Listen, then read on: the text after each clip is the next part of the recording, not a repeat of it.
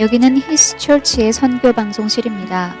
히스처치는 성령님이 주도하시는 사역을 통해 로스앤젤레스에서 땅끝까지 예수님을 증거함으로 주님의 다시 오심을 준비하는 예배와 말씀의 공동체입니다.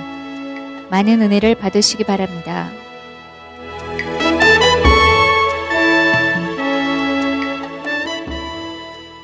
예, 하나님 아버지의 말씀을 저희가 교독하고 말씀 나누도록 하겠습니다. 말씀은 에레미야서 33장 1절부터 9절까지의 말씀입니다. 에레미야서 33장 1절부터 9절까지의 말씀입니다. 구약성경 1105쪽 에레미야서 33장 1절부터 9절까지의 말씀을 교독합니다. 에레미야가 아직 시위대의 뜰에 갇혀 있을 때에 여호와의 말씀이 그에게 두 번째로 임하니라. 이르시되 이를 행하시는 여호와, 그것을 만들어 성취하시는 여호와, 그의 이름을 여호와라 하는 이가 이와 같이 이르시도다. 너는 내게 부르짖으라. 내가 네게 응답하겠고 네가 알지 못하는 크고 은밀한 일을 네게 보이리라. 이스라엘 하나님 여호와께서 말씀하시니라. 무리가 이 성읍의 가옥과 유다 왕궁을 헐어서 갈대아인의 참호와 칼을 대항하여 싸우려 하였으나 내가 나의 노여움과 분함으로 그들을 죽이고 그들의 시체로 이 성을 채우게 하였나니 이는 그들의 모든 악행으로 말미암아 나의 얼굴을 가리어 이 성을 돌아보지 아니하였음이라. 그러나 보라, 내가 이 성읍을 치료하며 고쳐 낫게 하고 평안과 진실이 풍성함을 그들에게 나타낼 것이며 내가 유다의 포로와 이스라엘의 포로를 돌아오게 하여 그들을 처음과 같이 세울 것이며 내가 그들을 내게 범한 모든 죄악에서 정하게 하며 그들이 내게 범하며 행한 모든 죄악을 사할 것이라. 9절 같이 읽습니다. 이 성읍이 세계 열방 앞에서 나의 기쁜 이름이 될 것이며 찬송과 영광이 될 것이요 그들은 내가 이 백성에게 베푼 모든 복을 들을 것이요 내가 이 성읍에 베푼 모든 복과 모든 평안으로 말미암아 두려워하며 떨리라. 아멘. 1960년 5월 아르헨티나의 수도 부에노스아이레스에서 한 중년의 사나이가 한 1년의 남자들에 붙잡혀서 이스라엘 예루살렘으로 압송이 되었습니다. 그리고 나서는 얼마 안 있어 재판이 열렸고 그 사람은 사형을 언도받고 그 사람은 화형된 다음에 그리고 그의 죄는 지중해 바깥에 영해 바깥에 뿌려서 영원히 그의 이름이 지워지는 것 같았습니다. 이 사람의 이름은 아이만이라고 하는 그러한 사람입니다. 이 사람은 나치의 중요 핵심 일원으로서 이스라엘 백성들 곧 유대인을 죽이는 데에 앞장섰던 가장 우리가 흔히 얘기하듯 이 홀로코스터의 큰 책임자의 한 사람이었습니다. 이 사람의 모든 이야기와 재판 과정이 한 책으로 나왔는데 그 책의 이름이 예루살렘의 아이만, 악의 평범성에 대한 보고라는 책입니다. 이것은 안나 아렌트라고 하는 유대인이 그의 모든 과정을 지켜본 다음에 3년 후에 책으로 썼던 그러한 내용이기도 합니다. 근데 그 네 책의 내용에 보면은 이 사람이 아이만이 이 재판 과정 가운데서 계속해서 이건 내 책임이 아니다. 이건 내가 한 일이 아니다. 이건 내가 사랑한 히틀러 때문에 한 것이다. 그리고 나는 오직 조직에 충성했을 뿐이다. 나는 평범한 사람에 불과하다라고 하는 그러한 변명으로 계속 일관되어서 자기를 어떻게 하든지 살게 하려고 했던 그런 기록을 남겨놓고 있습니다. 이 책의 제목이 바로 악의 평범성에 대한 보고입니다. 물론 이 내용은 그런 이야기를 담고 있겠죠. 악이란 평범한 인간들 사이에서 있는 것이다. 그리고 또 이 아이만이 주장한 것처럼 나같이 평범한 사람이 내가 죄를 진 것이 아니다라고 하는 어떤 그러한 평범성의 이야기를 전하라고 했는지도 모릅니다. 한편으로는 맞습니다. 그러나 이 책의 가장 또 하나의 주제는 뭐냐면 평범성을 가장한 인간의 악입니다. 내 책임이 아니라고 남의 책임이라고 환경 때문이라고 그것을 넘기고 자기가 책임을 지지 않으려고 하는 그런 악의 모습에 대하여 이 저자는 또한 지적을 하고 있습니다. 우리가 이 세상에 보면은 여러 가지 악의 모습이 있죠. 어떤 악은 가장 극악한 악이 있습니다. 아이만 같은 악이 있고 또는 사소한 악이 있습니다. 여러 종류의 악들이 우리의 삶을 지배하는데 때로는 그것을 인정하든 인정하지 않든 우리의 삶 속에서 매일매일 비일비재하게 일어나는 그러한 사건이기도 하고 사실이기도 합니다. 그렇다면 한 가지 질문이 있습니다. 이스라엘 백성은, 유다 백성은 우리보다 더 악해서 멸망을 당했을까? 그들은 정말 악질이었을까? 우리가 생각할 때 정말 악질이기 때문에 하나님이 보시기에 이 놈들을 내가 그냥 놔둬서는 안 되겠다. 그래서 심판을 하시는 것일까? 여러분 어떻게 생각하십니까? 그들도 똑같이 우리하고 비슷하게 살았던 일반적인 사람입니다. 평범한 사람입니다. 그들도 자식을 낳고 길렀습니다. 우리와는 좀 삶의 양식이 다르겠지만 농사 지었고 혹은 사업을 했고 아침에 일어나서 그들이 할 수 있는 모든 일들을 정상적으로 했습니다.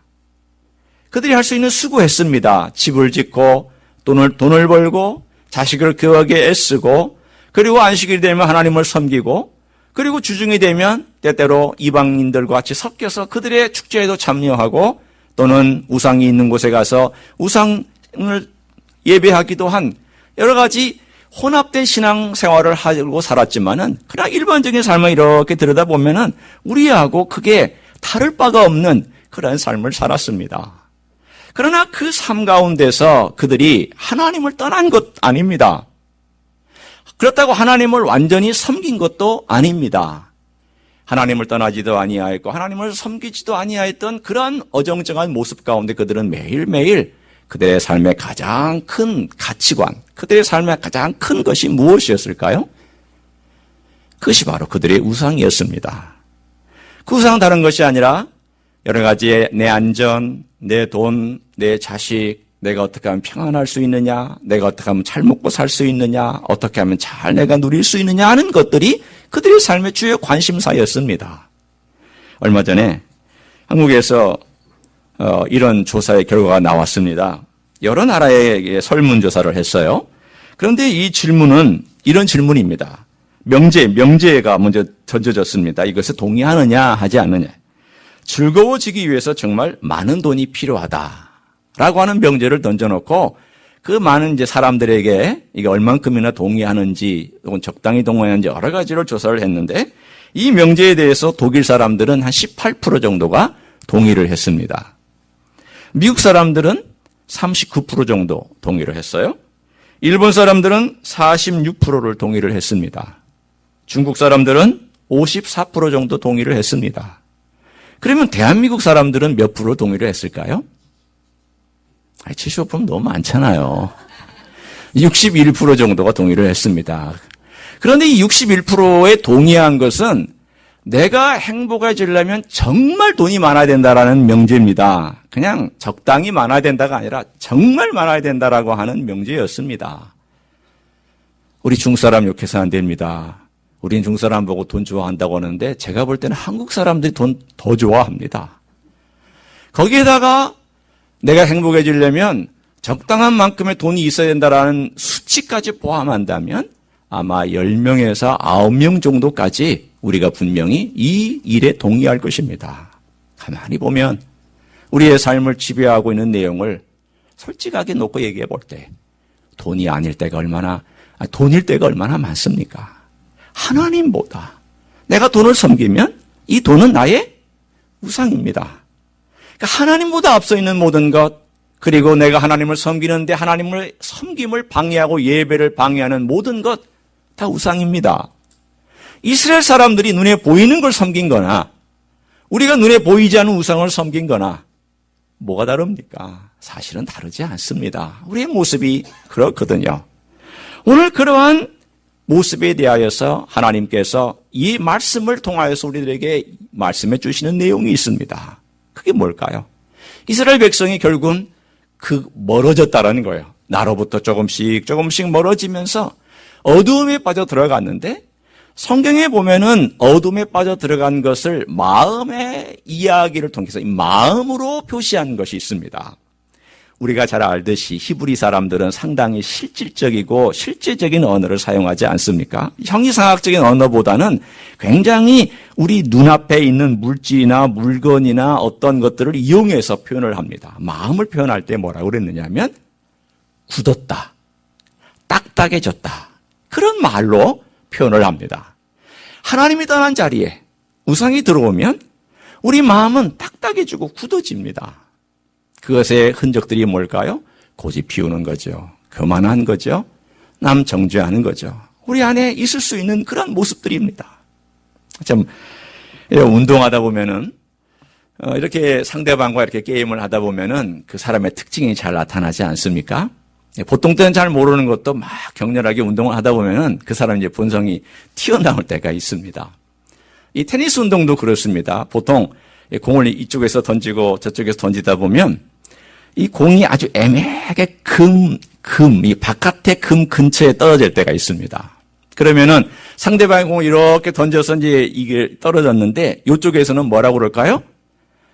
아웃이라고 얘기를 하고 저쪽에서는 인이라고 얘기를 합니다. 그러면 이제 보통 이런 일들이 생길 때 뭐라고 얘기하냐면 그렇게 서로 티격태격 하다가 보면 그러면 다시 리플레이 하자.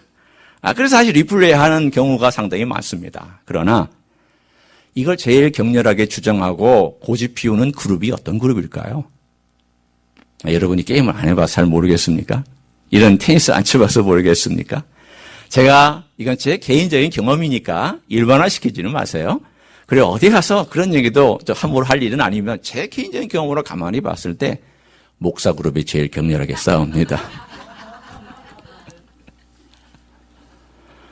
왜 그렇게 자기 확신이 강한지 절대 맞다는 거예요. 내가 정말 맞다라는 거예요. 정말 아웃이다.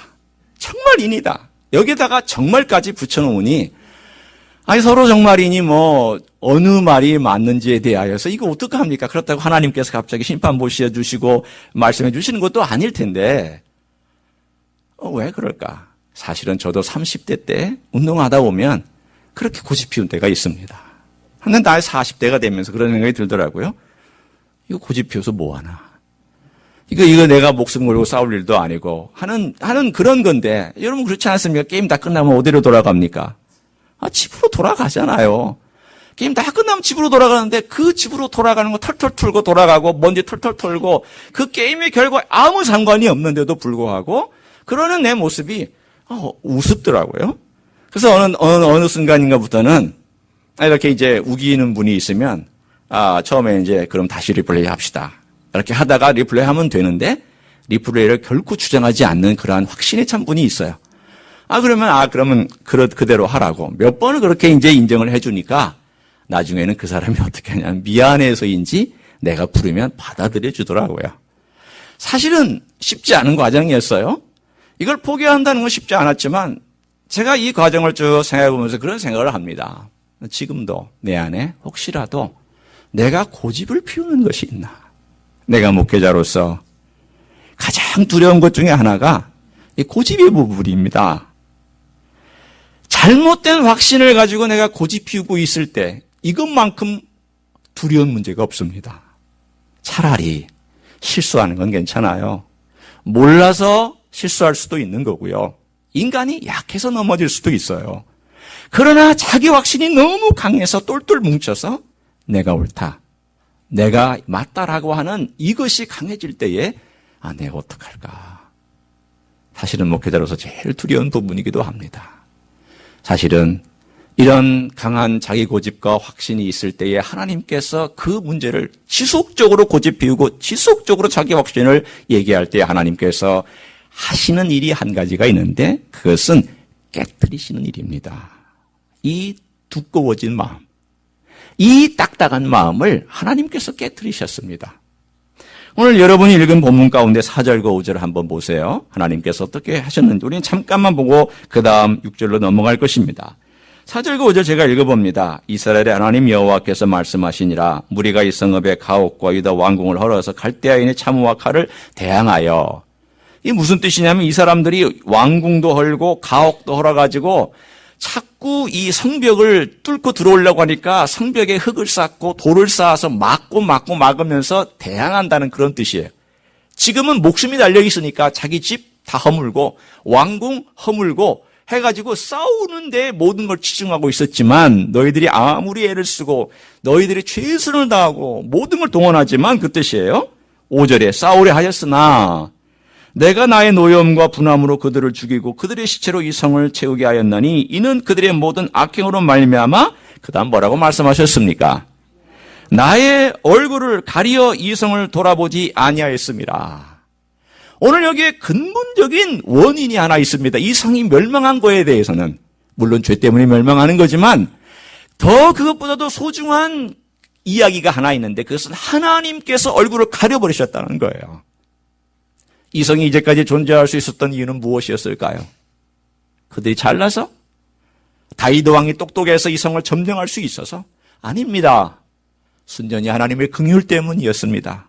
죄에도 불구하고 또 참고 죄에도 불구하고 또 참고 끊임없이 하나님께서는 선지자와 선견자를 보내서 돌아오라고 말씀했지만 그들의 반응은 어떤 것이었습니까? 너는 떠들어라. 기차는 간다. 너는 시끄럽게 떠들어도 나는 내 삶을 고수하겠다. 너가 뭐라고 얘기하든 I'm okay. I'm okay. 내가 내 삶을 살아가는데 이제까지 별 문제 없더라. 먹고 사는데 뭐가 문제 있으면 내 자식 키우는데 뭐가 문제가 있느냐라고 하면서 끝끝내 고집을 피우는 그 모습을 보고 하나님께서 안 되겠구나. 이들에게는 깨트림이 필요하겠구나. 그래서 하나님께서 결국은 이 깨트림이라고 하는 프로그램을 거기에 적용시켜서 하나님께서 이 아픈 과정을 겪도록 인간들에게 만들어 놓으셨다. 그 예루살렘에 만들어 놓으셨다는 것을 본문에 우리들에게 말씀해 주고 있습니다. 그렇습니다. 가만히 생각해 보면은 우리의 삶도 저의 과거의 삶도 가만히 보면 하나님께서 이 깨트리셨던 과정 속에서 참 아팠던 경험들이 있습니다. 마음도 아프고 관계도 깨지는 가운데서 여러 가지 힘든 것도 경험하고 그러나 그 깨졌던 과정을 통하여서 배웠던 것이 있습니다. 뭘까요? 어디서부터 잘못됐나? 이걸 보기 시작한 거예요. 어디서부터 잘못됐나? 물론 사람이 한꺼번에 변하는 건 아니에요. 그러나 하나님께서 이 과정 속에서 깨트리심으로 나 자신을 보기 시작했다는데 이 깨트림의 역사가 있습니다. 이스라엘 민족이 70년이란 긴 기간 동안 깨진 채로 힘들었습니다. 어려웠습니다. 그것으로 끝나는 것만은 아닙니다. 하나님께는 깨트리심이 과정이고 방법이지 결단코 그것은 목적이나 끝마침이 아닙니다. 오늘 여기에도 분명히 6절에 놀라운 사건이 이제 전개되기 시작을 합니다. 6절은 뭘까요? 우리가 지난주에 나눴던 이야기 이후의 이야기가 오늘 6절부터 시작하는데 6절에 뭘로 시작합니까? 좀 크게 말씀해 주세요. 그러나 그리고 그 다음에 뭐라고 되어 있습니까? 보라. 그러나는 느낌을 얘기하고 보라는 우리의 집중력을 주님께서 말씀하고 있는 거죠. 여러분 저는 이 성경에 하나님께서 심판이나 하나님의 진노가 나온 다음에 그러나 라는 말이 나올 때마다 제 마음에 울렁거림이 있습니다. 왜 그럴까 가만히 말씀을 준비하면서 생각을 해봤어요. 이 그러나라는 것이 왜 이렇게 내 마음에 감동이 될까? 제가 죽음의 문턱까지 갔다가 살아났다는 것 때문이라는 생각이 언뜻 들었어요. 내가 하나님의 진노 가운데 내가 죽을 수도 있었고 내가 이 세상에서 하나님께서 너 그만 이제 끝이다 라고 하실 수도 있었는데 그 과정을 통과하면서 하나님께서 그러나 다시 한번 하나님께서 은혜를 주셨다라는 그런 생각이 제 안에 들면서 이 그러나가 제 마음 가운데 와 닿았습니다. 여러분은 그 그러나 때문에 산 분들 아닙니까? 우리 한 사람 한 사람은 이 그러나 때문에 오늘 여기에 걸어와서 하나님의 은혜를 체험한 사람들 아닙니까? 만약 하나님께서 이 그러나가 없었다면 하나님의 이 새로운 프로그램, 과거에 하나님께서 심판이라는 프로그램 말고 어둠의 깨트리심 말고 이것에서 끝마치지 아니하고 새로운 하나님의 프로그램, 새로운 하나님의 일들이 펼쳐지는 이 그러나가 없었다면 나는 어땠을까? 여전히 어둠 가운데, 여전히 교만한 가운데, 여전히 딱딱한 가운데, 여전히 나만 제일로 알고 그렇게 살지 않았을까? 오늘 이 그러나가 있고 나서 6절의 분위기가 바뀐 다음에 하나님께서 어떤 일을 행하시는지를 한번 6절부터 9절까지를 우리가 살펴보려고 합니다. 자, 우리 6절, 9절을 한번 볼 텐데, 여러분의 눈이 이제 저 성경을 보셔야 됩니다. 절 보시지 말고 성경을 보세요.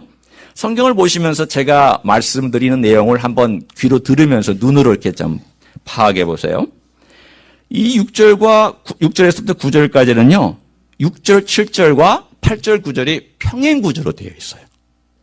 그러니까 평행구조니까, 평행구조로 하는 말은 뭐냐면 앞에 있는 부분과 그 다음에 나온 부분이 평행되고 두 번째 부분과 그 다음에 또 구절의 두 번째 부분이 또 평행된다는 거예요. 무엇이 평행되는지 한번 보세요. 6절. 이 성읍을 치료하며 고쳐 낫게 하고 라는 말씀하고 8절에 내가 그들을 내게 범한 이 모든 죄악에서 정하게 하며 그들이 내게 범하며 행한 모든 죄악을 사할 것이라. 여기서 정하게 하고 사하신다라는 말하고 평행되어 있습니다. 이것은 뭐냐면 하나님께서 그들을 회복시키실 때에 어떠한 과정이나 어떤 방법을 사용해서 회복시키실 것인가에 대하여 먼저 앞구절들이 말해주고 있습니다. 어떤 식이냐면 치료하여 고쳐서 건강을 회복하고 깨끗하게 하고 죄를 사하여서 회복시킬 것이다 라는 뜻이에요. 그러면 그 뒷부분은 뭐예요? 회복의 결과예요. 6절 뒤에 6절 중간부터 평안과 진실이 풍성함을 그들에게 나타낼 것이며 쭉 나와서 그들을 처음같이 세울 것이다. 이게 8절 끝까지 7절 끝까지고요. 그 다음 9절에 그 결과가 기쁜 이름과 찬송과 영광이 되고 모든 열방 가운데 복과 평안으로 말미암아 열방들이 두려워 떨 것이다. 이것이 그 결과예요. 자, 이제 조금 그 구조를 아시겠습니까? 모르시겠어요? 아니, 그냥 따라오셔도 괜찮아요. 이게 아는 거, 우리가 지금 배우는 건 제가 설명할 테니까 다시 한번 확인하시면 돼요. 그러니까 중요한 건 뭐냐면 앞에 있는 내용과 그 다음 8절의 내용, 6절의 상반부와 8절 전체가 다 평행되어 있다는 거예요. 개념이 비슷하다는 거예요. 먼저 제가 6절 치료하며 고쳐 낫게 한다는 말씀부터 제가 함께 설명을 하려고 합니다. 하나님께서 깨트리셨습니다. 그러나 하나님께서 깨뜨리신 다음에 그 깨뜨려 놓고 나서 가만히 계시는 것이 아니라 그들을 치료하고 계시고 고치기 시작하셨습니다. 여러분이 이 구절을 보면은 신약에 아마도 어떤 한 구절이 머릿속에 떠오를 거예요. 주님께서 이 땅에 오셔서 말씀하신 내용이 있습니다. 누가복음 5장 31절과 32절에 보면 이렇게 말씀하셨습니다. 내가 건강한 자를 위하여 이 땅에 온 게 아니다. 병든 자를 위해서 왔다. 내가 온 것은 의인을 부르러 온 것이 아니라 죄인을 회개시키려고 왔다라고 주님께서 말씀을 하셨습니다. 병든 자를 위해서 왔다고 말씀하셨습니다. 병든 자라고 하는 얘기를 가만히 하면 제가 할 얘기가 참 많죠. 여러분은 제 얘기를 그전에도 들었지만 제가 처음 세브란스 병원에 가서 2007년도의 이야기입니다. 처음에 이제 가서 암이라는 것을 발견하고 나서 주치의가 배정이 됐는데 참 좋은 분이 배정이 됐어요. 이 좋은 분이라는 것은 성격이 좋은 분이라는 뜻은 아니에요. 오해하지는 마세요. 이분은 상당히 까칠한 분이었고 우리가 만약에 이렇게 말대답을 조금 하거나 우리가 아는 체를 하면은 가차없이 그냥 혼을 내는 그런 분이었어요. 그러니까 환자들에게는 이분은 쉽지 않은 분이었고 이분은 일종의 좀 엄하다고 얘기해야 될까요? 까칠하다고 얘기를 해야 될까요? 이런 분이었어요. 근데 이 내과입니다. 이 내과의 모든 이분은 이 간암에 대하여 한국에 참 잘 알려진 분이었어요. 상당히 유능하고 똑똑하고 또 여러 가지 방법을 쓸 때 환자를 위해서 가장 안전한 것들을 사용하는 그런 분이었어요. 이분이 저의 CT를 찍고 피검사를 한 다음에 저의 모든 내용을 다 종합한 다음에 이제는 색전수를 받을 때가 됐습니다. 그분이 결정하면 외과의한테 부탁을 하는 겁니다. 그러면 외과가 그 사람의 부탁을 받아가지고 색전수를 시도하고 또 이렇게 합니다. 6번 모든 과정 가운데서 그분이 잘 투두를 했습니다. 수술 받는 것도 그분이 결정합니다. 그분이 어느 날 모든 외과의와 관련된 내과를 다 불러다가 회의를 했습니다. 여기 김수영이라는 사람이 이것을 보니까 이제는 우리가 수술을 할 수 있을 것 같은데 당신들의 의견을 한번 얘기해 보십시오. 그래가지고 모든 의사들을 모아다가 수술할 수 있을지 않을지에 대하여 그들의 의견을 종합을 했습니다. 왜냐하면 혼자 결정하면 잘못된 결정을 내릴 수도 있다는 생각 때문에 그렇게 한다고들 합니다.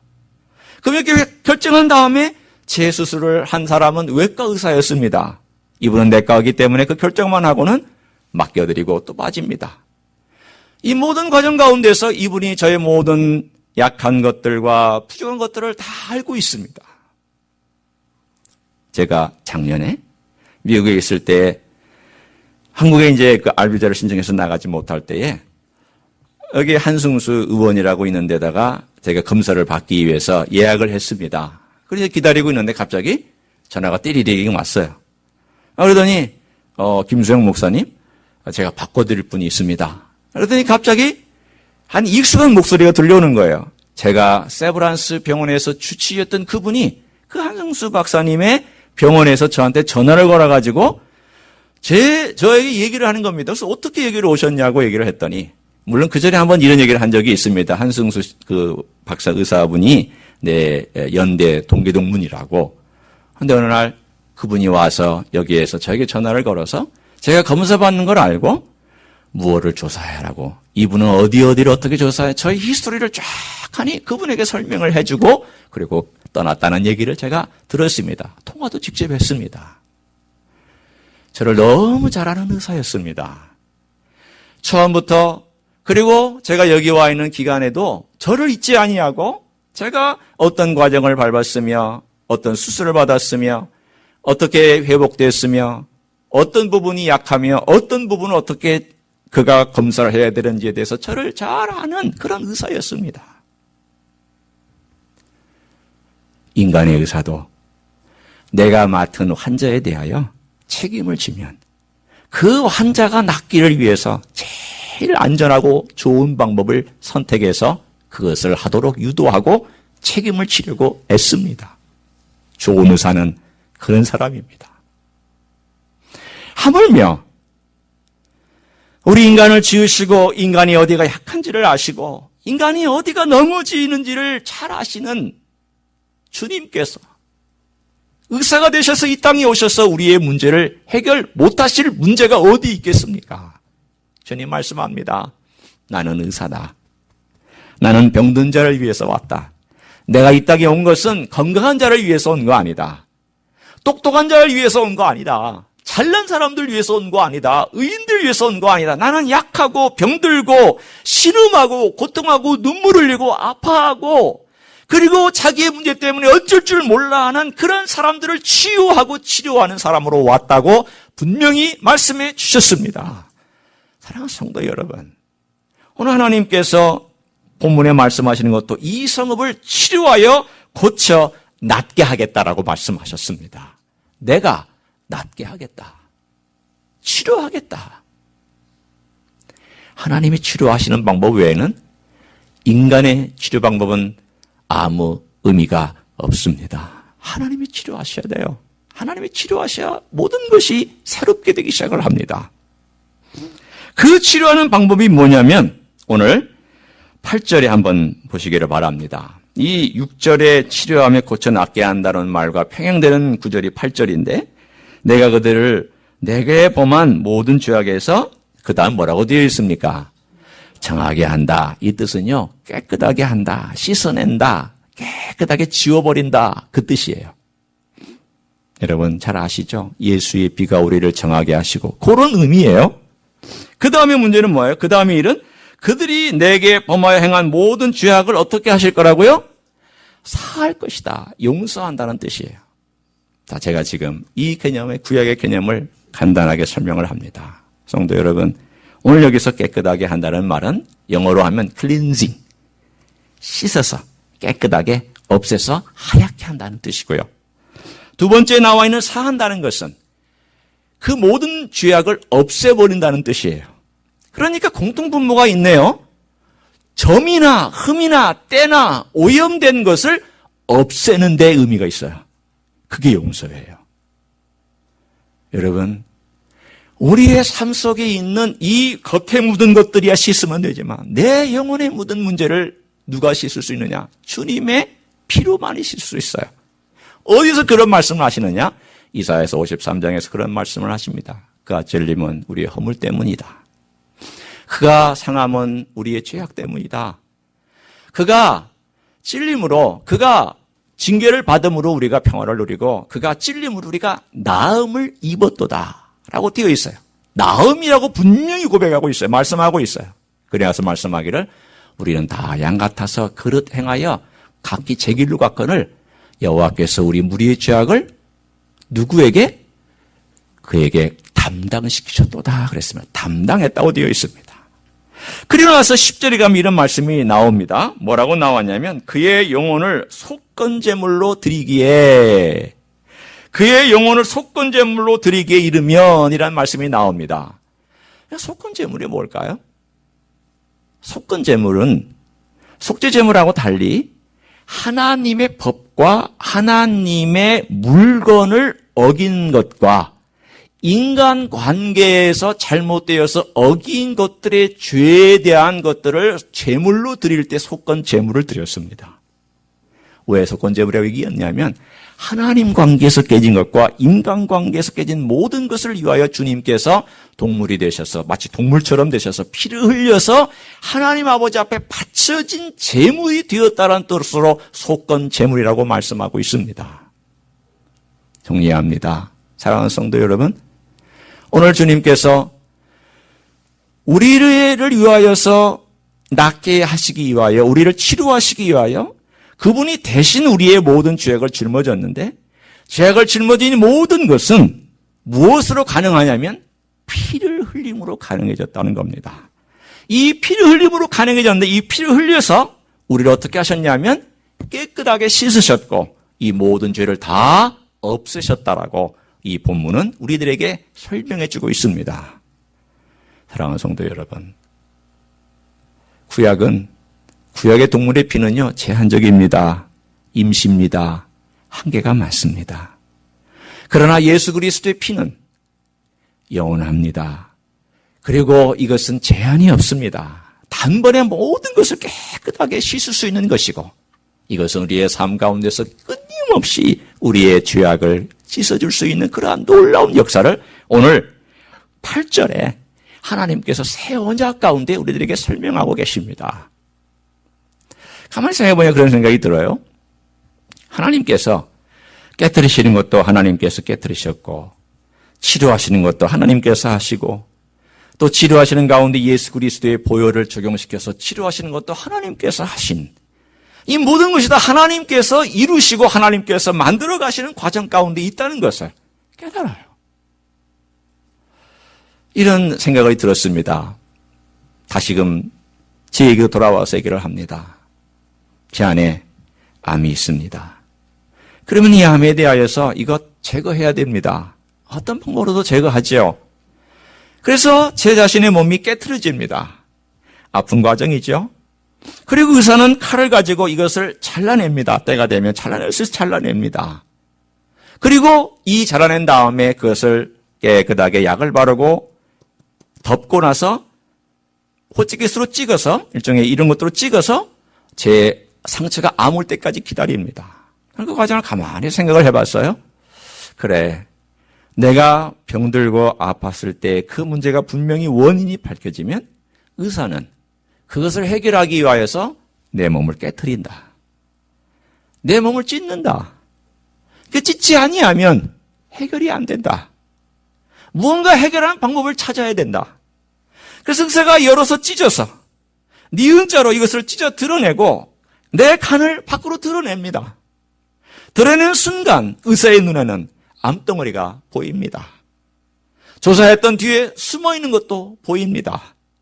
그러면 의사는 칼을 들이댑니다. 어떨 때는 레이저 칼을 들이대고 어떨 때는 메스를 들이대서 잘라냅니다.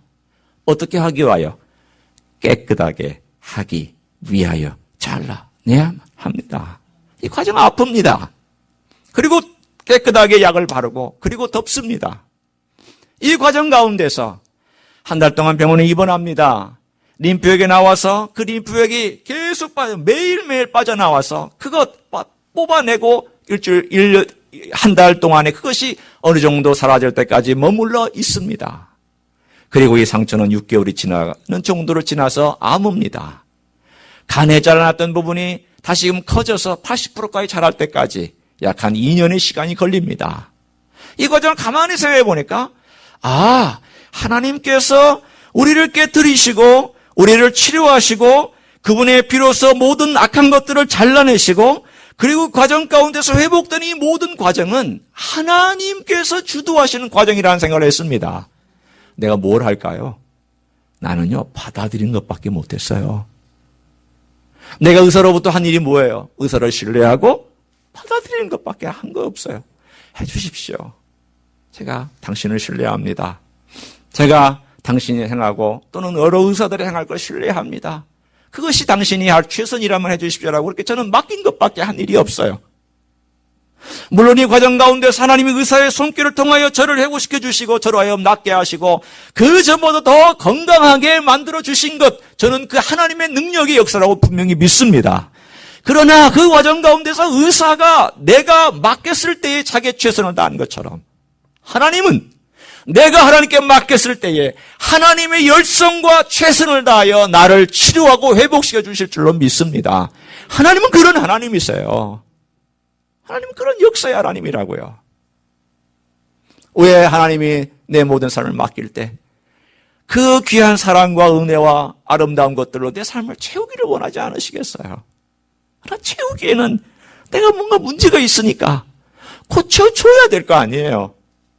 담을 만한 그릇이 안 되니까 깨끗게 하셔야 될 게 아니에요. 내가 어딘가에 깨져 있으니까 이걸 붙이셔야 될 거 아니에요.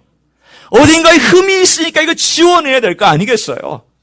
하나님께서 70년이라고 하는 이 고난의 과정은 과정으로서 하나님의 사랑의 일부였던 것이죠. 여러분, 고난이 사랑의 일부입니다. 그리고 났더니 이 뒤는 너무 멋지게 놀라운 것들로 채워지기 시작을 합니다. 그 결과를 한번 보시죠. 자, 어떤 결과가 있는지 6절에 먼저 하반절, 후반절입니다. 평안과 진실이 풍성해집니다. 이것만 해도 멋진 거고요. 그 다음에 9절에 보면 기쁨과 찬송과 영광이 결과로 따라 나옵니다. 회복의 결과예요. 간단하게 봅시다. 여러분, 평안합니다. 여러분, 우리 주님 앞에 와서 우리가 기도하고 주님 바라볼 때 제일 좋은 것 중에 하나가 뭔지 아세요? 기도 응답보다도 좋은 건 뭐냐면 평안이에요. 평안이에요. 여러분도 아시지만 다 아시는 얘기니까 제 종교비제를 위해서 제가 기도해왔잖아요. 여러분도 기도해 주셔서 고맙습니다. 그런데 너무 오랫동안 이게 이렇게 쭉 딜레이 되는 것처럼 느껴지니까 어떨 때는 마음이 불안하고 어떨 때는 마음속에 하나님의 기도를 들으시는 건가? 근데 왜 이렇게 안 주시는 건가라는 생각이 들어요. 그래서 하나님께 와서 기도하다 이런 생각이 번뜩 듭니다. 양해하고 들으세요. 하나님, 구워 드시든지 삶아 드시든지 그냥 알아서 하십시오. 그냥 알아서 하세요. 속으로 그런 생각이 들어요. 제가 이것을 하나님 무시하거나 그래서 그런 게 아니에요. 하나님, 제가 어떡합니까? 제가 할 수 있는 게 뭐가 있습니까? 하나님 알아서 하세요. 그렇게 하나님께 푸념하고 하나님께 하소연하고 하나님께 하려고 나서는 마음이 가라앉고 평안해져요. 내 모든 마음속에 있는 그 갈등들과 어떨 때는 이거 어떡하지? 이거 시간적으로 어떡하지? 이거 어떻게 될 것이지? 이런 마음들이 있다가도 기도하고 아뢰고 하나님께 내 마음의 사정들을 고백하고 나면 다시 하나님께서 내 마음 가운데 평안을 주시는데 세상에 이런 그리스도인이 누리는 평안만큼 좋은 선물이 어디 있습니까? 제가 최근에 어떤 분이 저한테 이거 책을 좀 내야 되겠다고 해가지고 이슬람권에서 이렇게 주님께 돌아와서 간증하는 기록들을 쭉 인터뷰한 기록들, 그분이 한 몇 년이 돌아다니면서 비밀리에 인터뷰한 기록들을 읽어봤는데 그 기록들의 공통분모가 뭔지 아세요? 이슬람은 공포의 종교라는 거예요. 이슬람은 너무 무섭다라는 거예요. 공포의 그 자체라는 거예요. 그런데 예수 그리스도가 나의 메시아라는 거 제일 소중한 게 뭐냐면 평안함을 얻었다는 거예요. 평안함을. 여러분, 이게 최고의 선물입니다. 이 마음의 평화와 마음의 평안함은 이 세상에 줄 수 없어요. 이슬람은 못 주고요. 불교도 못 주고 이 세상에 누구도 못 줘요. 이건 오직 그리스도만이 주실 수 있는 줄로 믿습니다. 이것만 가지고 있어도 우리의 삶은 얼마나 좋겠어요. 그런데 여기에 뿐만 아니라 주시는 또 하나의 선물이 진실이라는 선물이 있습니다. 진실은 진리, truth. 이 진리를 의미하고 있어요. 저는 과거에 하나님의 진실을 몰랐던 적이 많았습니다. 왜 몰랐을까요? 저는 하나님 생각하면 내가 하나님을 기쁘게 해드려야 되는 대상, 충성의 대상, 복종의 대상으로 하나님을 늘 생각했어요. 그래서 내가 충성하거나 복종하지 못하면 야단 맞을 것 같은 두려움 속에 제가 살았어요. 평안함이 없었던 거예요, 일종의. 왜? 하나님에 대한 진실과 말씀의 진리로부터 온 하나님을 제가 몰랐기 때문이에요. 그런데 하나님 말씀을 읽으면 읽을수록 그리고 삶 가운데서 주님께서 여러 가지 과정들을 통하여 저에게 깨우쳐 주신 것이 뭐냐면 하나님은 사랑이시라. 너무 당연한 것을 저에게 깨우쳐 주신 거예요. 하나님은 사랑이시라는 거예요. 이게 과거에는 2로 들어왔다가 1위로 나갔어요. 무수히 많이 들었지만 무수히 많이 설교도 들었고 무수히 많이 읽었지만 이게 가슴으로 내려오지 않고 그냥 통과해서 왔다 갔다 했다가 어느 순간인가 하나님의 진리가 가슴으로 내려와서 그래, 하나님은 사랑이시잖아. 내가 실패하고 넘어지는 것 때문에 이놈하고 야단치는 그것이 문제가 아니라 내가 약하구나. 내가 너를 위해서 죽었다. 내가 너를 위해서 너를 용서한다. 오늘 하나님 아버지께서 내가 너를 사랑해서 내 아들을 보냈다. 이 사실이, 이 사랑이 먼저라는 것을 알게 되었어요. 깨닫게 되었어요. 그리고 그 진리 안에 제가 신앙을 두고 나니까 여러분, 진실한 하나님의 모습과 하나님이 나를 사랑하고 하나님의 사랑이 먼저라는 것을 안 다음에 내가 하나님을 섬기니까 실패해도 괜찮더라고요. 제가 실패하는 걸 용인하거나 제가 실패하는 것을 정당화하기 위해서 하는 게 아니에요. 하나님 앞에 우리가 완전한 인간이 어디 있습니까? 그러나 하나님께서 나를 사랑하시고 아들 독생자 예수 그리스도를 주시니까 나를 사랑하시고 지금도 나를 사랑하셔서 끊임없이 여러 좋은 사람들 붙여주시고 또 하나님의 말씀을 읽어서 깨닫게 해주시고 환난과 역경 속에서 주님의 사랑이 어떤 건지 알게 해주셔서 이런 과정 속에서 진실한 하나님의 모습, 진리 가운데 성경 말씀이 말하는 진짜 하나님의 모습이 뭔가를 말씀해 주시고 나니까 그 다음에 이 두 가지가 연결돼서 평안과 진실이, 평안과 진리가 연결되어 있다는 사실을 깨달았습니다. 이게요, 우리 주님 안에서 주신 새 언약의 주님의 보혈 때문에 얻는 축복이거든요. 두 번째 큰 덩어리 축복이 있습니다. 9절입니다. 한번 보세요. 이 성읍이 세계 열방 앞에서 나의 기쁜 이름이 될 것이며 찬송과 영광이 될 것이요. 이걸 제가 직역합니다. 무슨 뜻이냐면 이 성읍이 세계 열방 앞에서 나에게, 이런 뜻이에요. To me, 나에게 기쁨과 찬송과 영광의 이름이 될 것이다. 이 뜻이에요. 다시 제가 지금 직역합니다. 이 성읍이, 예루살렘이, 하나님 백성이 세계 열방 앞에서 나에게, 여호와 나에게 기쁨과 찬송과 영광의 이름이 될 것이다라는 거예요. 네 자체가 기쁨이 될 것이다. 나에게 기쁨이 될 것이다라는 거예요. 과거에 너는 나에게 슬픔이었고, 과거에 너는 나의 마음을 아프게 했지만 이제는 기쁨의 대상이요. 내가 너를 사랑함으로 그 사랑 때문에 내가 너를 기뻐하고 내가 너를 더 기뻐할 것이다 라고 주님 말씀하셨어요. 믿어지세요? 아직도 별로 믿어지지 않는 분들이 계세요. 하나님이 여러분 기뻐하신다는, 여러분, 여러분이 하나님을 기뻐하는 것 이전에 하나님이 여러분 때문에 기뻐하신다니까요. 이게 지금 성경에 말씀하시는 거예요. 제가 어디 그게 있냐고요? 스바냐서 3장에 있습니다. 자, 스바냐서 3장 한번 펼쳐보세요. 여러분이 알고 있는 이 스바냐서는 하나님께서 어떻게 우리를 사랑하셨는지에 대하여서 말씀해 주시는 내용입니다. 스바냐서를 봅니다. 3장 17절입니다. 구약성경 1308쪽, 구약성경 1308쪽 스바냐서 3장 17절입니다. 또 어떤 분도 스가랴에서 가서 헤매고 있는 분이 있을까봐 제가 페이지 숫자를 말씀합니다. 스가랴가 아니고 스바냐입니다. 예, 스바냐. 한 번도 펼쳐보지 않은 분도 있을 거예요. 예. 대답한 분이 계시네요. 네, 3장 17절의 말씀. 우리 같이 한번 읽습니다. 시작. 너의 하나님 여호와가 너의 가운데에 계시니 그는 구원을 베푸실 전능자시라. 그가 너로 말미암아 기쁨을 이기지 못하시며 너를 잠잠히 사랑하시며 너로 말미암아 즐거이 부르며 기뻐하시리라 하리라. 아멘. 제가 노래를 불러드립니다. 찬양. 너의 하나님 여호와가 너의 가운데 계시니 그는 구원을 베푸실 전능자시라. 그가 너로 인하여 기쁨을 이기지 못하시며 너를 잠잠히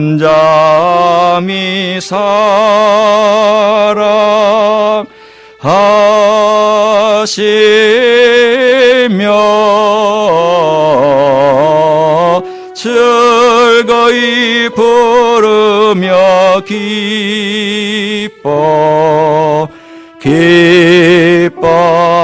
기뻐하시리라. 우리 한번 반주를 맞춰서 한번 찬양합니다. 가사가 있을 거예요.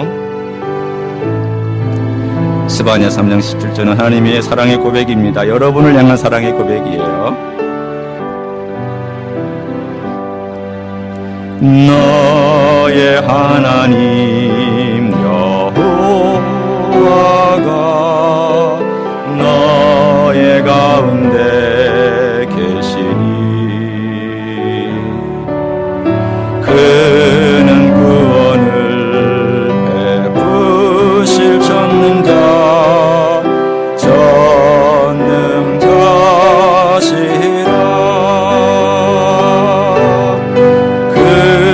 너로 인하여 기쁨을 이기지 못하시며 너를 잠잠히 사랑하시며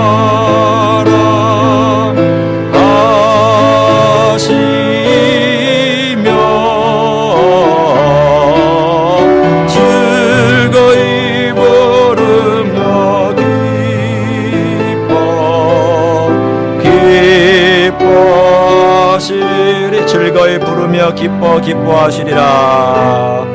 즐거이 부르며 기뻐하시리라.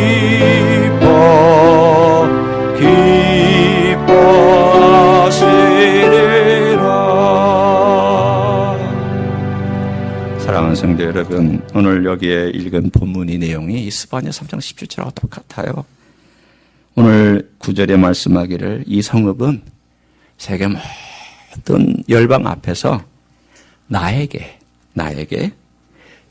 기쁨과 찬송과 영광의 이름이 될 것이다.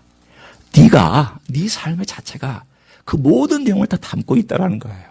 네가 내게 기쁨이 되고 네가 나에게 찬송이 되고 네 자신이 내게 영광이 될 것이다. 그러니 이 어려운 과정, 고난의 과정, 이거 너무 좌절하지 마라. 이건 내 프로그램이다. 내가 너를 위해서 둔 것이다. 너를 복되게 하고 너에게 더 멋진 미래를 주기 위한 것이니 좌절하지 말고 낭망하지 말고 넘어지지 말고 나 바라봐라. 내가 어떤 하나님이냐? 이 모든 것들을 통하여 창조하시고 새로운 일을 행하시고 없는데도 만들어내는 하나님이라면 너의 고난을 가지고 내가 멋진 거 만들어내는 건 일도 아니다. 그래, 날 신뢰해라. 나 따라와라. 나 바라봐라.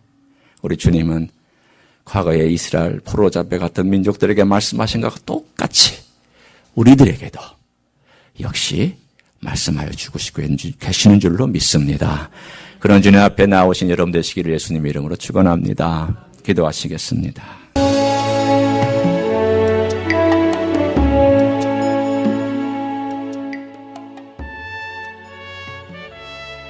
히스처치는 로스앤젤레스에 있는 한인타운과 다운타운의 중간에 위치하고 있습니다. 주일 아침 예배는 11시 hischurchla.org를 방문해 주시기 바랍니다. 오늘도 주께서 주시는 평강과 은혜 안에서 승리하시기를 주님의 이름으로 축복합니다.